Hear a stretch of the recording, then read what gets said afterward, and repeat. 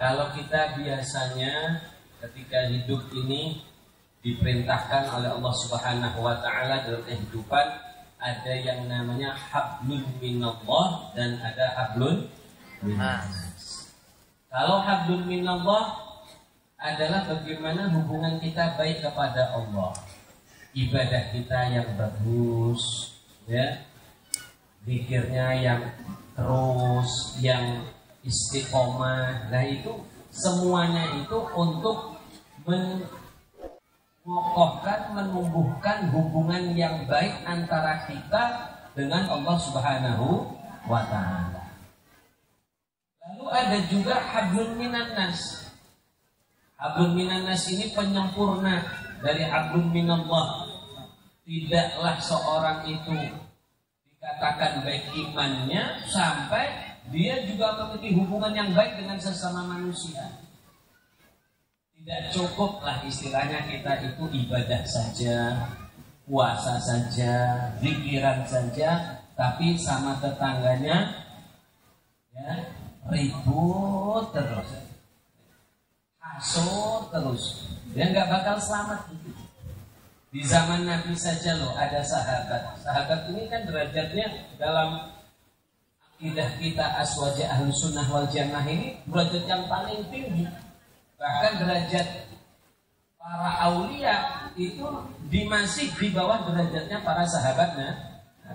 Orang yang paling tinggi derajatnya di sisi Allah itu adalah para sahabat. Ya di awal dari Sayyidina Abu Bakar, Umar dan seterusnya. Itu orang-orang yang terbaik di antara umatnya Rasulullah ini.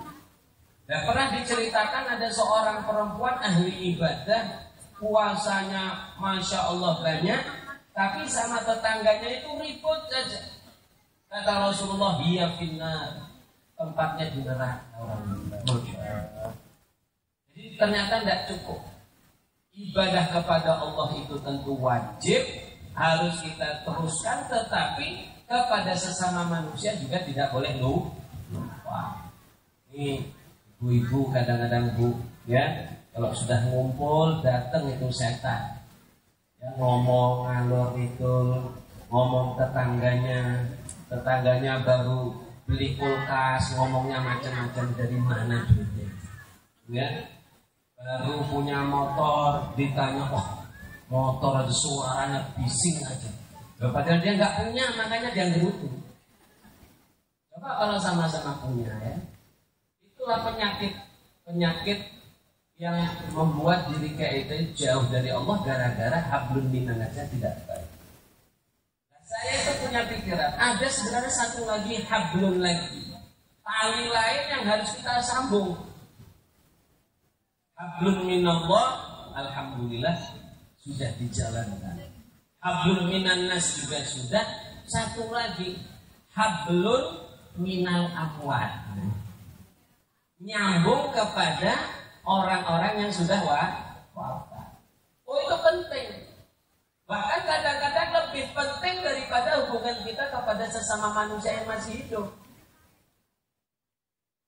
Karena orang yang sudah wafat itu akan lebih jauh punya perhatian kepada kita dibandingkan orang-orang tetangga kita yang masih hidup.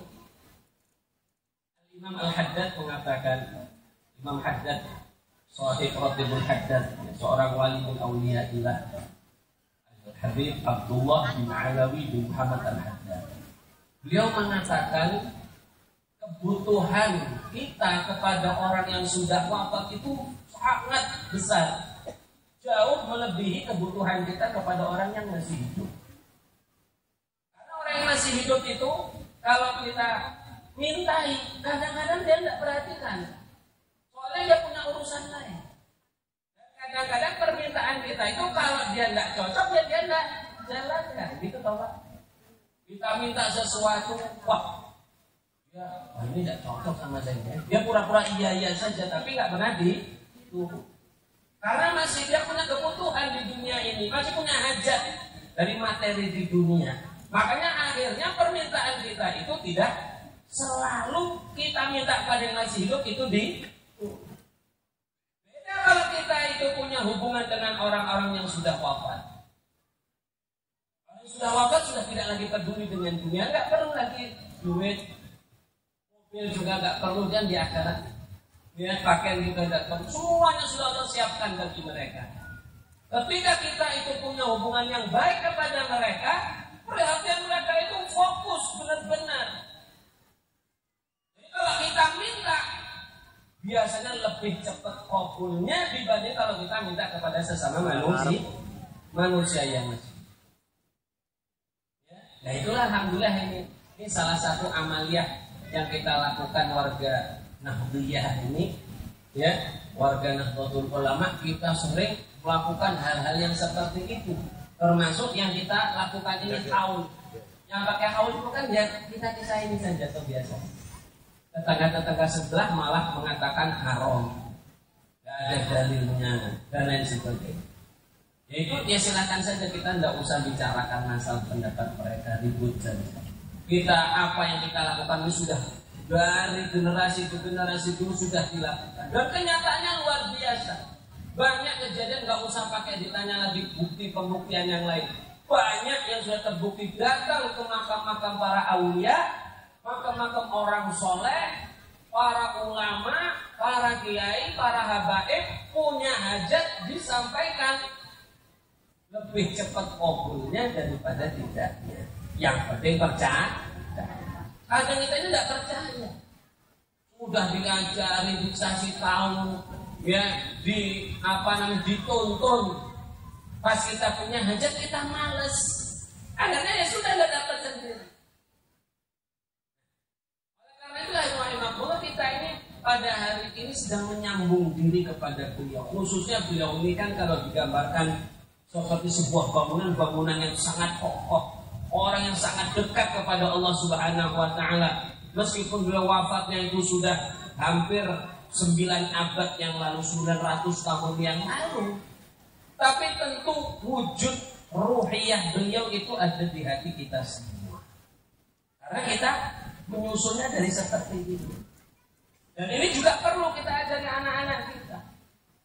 Karena sekarang ini anak-anak, orang-orang yang zaman modern lah, ya, yang sekolah-sekolah umum yang kadang-kadang nggak diberitahu tentang seperti ini, ada istilahnya apa ya? Psikologi orang modern sekarang itu lebih percaya kepada sesuatu yang sifatnya materi, sesuatu yang terlihat, yang bisa diindera.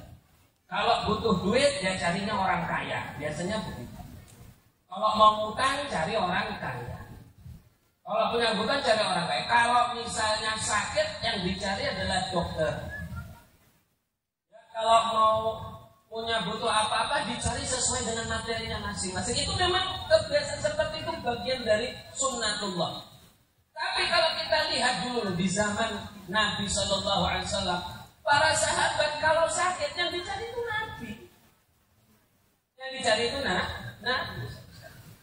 Jadi anaknya sakit, kan banyak itu kisah sahabat bawa anak-anaknya kepada Nabi, ya Rasulullah, anak saya ini sakit, ya, lalu didoakan. Nabi cuma mau saja didoakan, ya, dikasih air, Nabi wudhu, kemudian airnya diusap ke tubuh anak itu atau ke tubuh orang itu. Ya, seperti ini sudah banyak bilang dari kita sendiri kaum muslimin. Padahal subhanallah yang namanya obat itu kan bukan hakikatnya dia yang mengobati, yang menyembuhkan. Yang menyembuhkan itu tetap siapa? Allah Subhanahu wa Ta'ala. Kita loh dalam akidah orang yang mengatakan kalau obat itulah yang menyembuhkan, itu sudah syirik jatuhnya. Meskipun kita biasanya ngomong, ya alhamdulillah misalnya berkat Panadol, pusing saya hilang, ya itu kan hanya wasilahnya saja. Tapi yang menyembuhkan hakikatnya adalah Allah Subhanahu wa Ta'ala. Nah seperti itulah kita rahimakumullah yang harus kita jalin hubungan kita kepada orang-orang yang sudah wafat. Orang yang sudah wafat sudah mengerti secara pasti keadaan di akhirat, dia paham, apalagi yang derajatnya tinggi seperti beliau Sahibul Haul ini. Itu yang harus kita selalu dekati, yang selalu kita harus ikuti. Supaya apa? Selamat kita di dunia, lebih-lebih lagi nanti selamat di akhirat. Itu yang kita harapkan. Ini apalagi kita ini yang umumnya manusia. Umumnya manusia ini kan mungkin amal kita yang kita siapkan untuk akhirat kan nggak seberapa. Ya karena ini zaman sekarang ini orang lebih fokus pada dunia, itu bagian dari sunatullah sudah. Bagian dari hukum Allah, orang lebih fokus kepada mencari ma'isyah di dunia ini sampai lupa kepada persiapan akhirat. Itu sudah hal yang lumrah, nggak bisa lagi dihalang-halangi. Ya, kita masih bersyukurlah kita bisa punya hubungan seperti sedikit demi sedikit.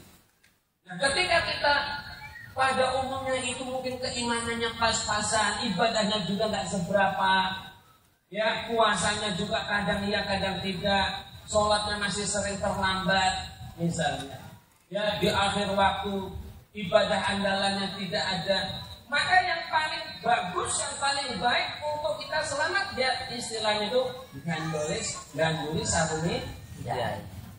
Ngikut ke sarungnya para ya. Nah ini kalau beliau ini saya anggap kan lebih lah dari kiai, seorang mujtahid, bukan hanya dalam ilmu fikih tapi juga dalam ilmu akhlak, dalam tasawuf, ya, dalam tazkiyatun nafs. Beliau adalah yang ahlinya. Dia banyak ilmu. Dia datang kepada Nabi, sikapnya agak kurang sopan, dia tanya kepada Nabi di seperti acara begini. Ya Rasulullah, mata sa'ah. Ya Rasulullah, kapan itu kiamat? Sampai Nabi diam saja, tidak dijawab. Ditanya 3 kali, nggak jawab juga Nabi. Terus sudah agak lama Nabi ditanya, manis sa'il, mana tadi yang tanya tadi? Tunjuk dia. Yang nanya tentang hari kiamat, orang itu nunjuk. Terus kata Nabi, mada a'datta laha, apa yang kamu siapkan untuk kiamat itu apa? Jangan tanya kapannya, tapi persiapanmu itu apa? Ibadahmu itu seperti apa?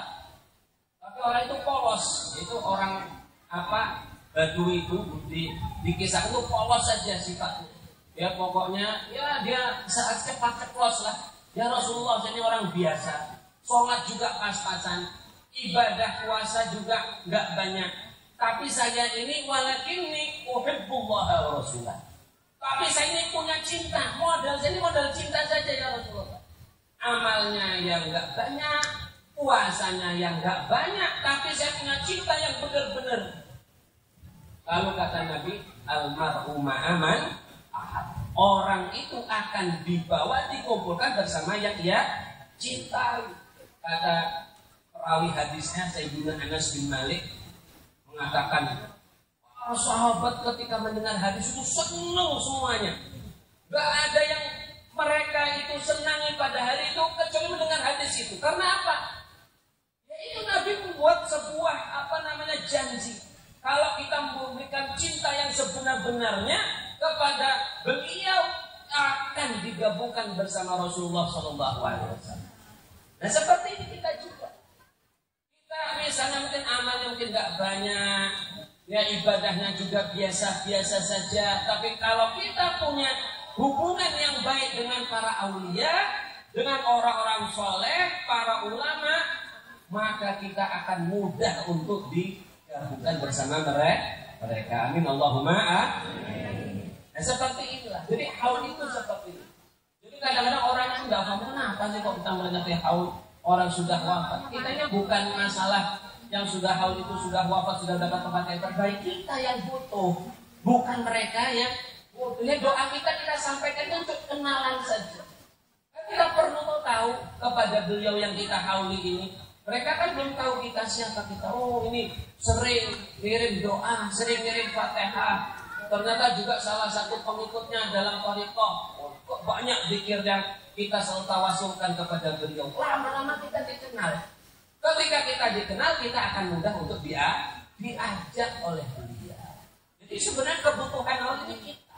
Yang datang inilah yang akan dapat manfaatnya, bukan satu hal. Satu hal sudah tenang di alam akhirat. Mendapatkan tempat yang baik, sudah tenang luar biasa. Ya, bahkan beliau itu nggak usah dihauli, sebenarnya sudah cukup kita loh yang pikirannya ikut jamaah beliau, yang ambil thariqah dari beliau. Setiap satu kalimat zikir yang kita ucapkan, beliau dapat jatahnya juga, dapat bagiannya juga. Jadi alangkah banyaknya misalnya sini pengikut semua thariqah Qadiriyah dan sebagainya. Semua masyaikh dalam silsilah sanad thariqah itu mereka sudah dapat banyak. Tetapi kitanya haul supaya kita dekat kepada mereka. Maka jangan pernah kita ini malas ya. Kemudian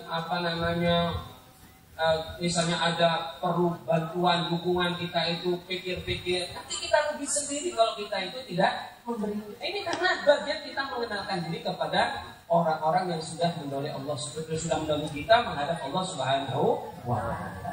Nah, hadirin rahimakumullah, thariqah yang biasa kita lakukan ini merupakan bagian dari keniscayaan seorang muslim. Orang Islam itu kalau dia ingin yang biasa-biasa saja lah istilahnya, ya memang cukup ibadah yang biasa cukup. Tetapi kalau ingin mendapatkan derajat yang lebih, dia perlu ada tambahan ibadah.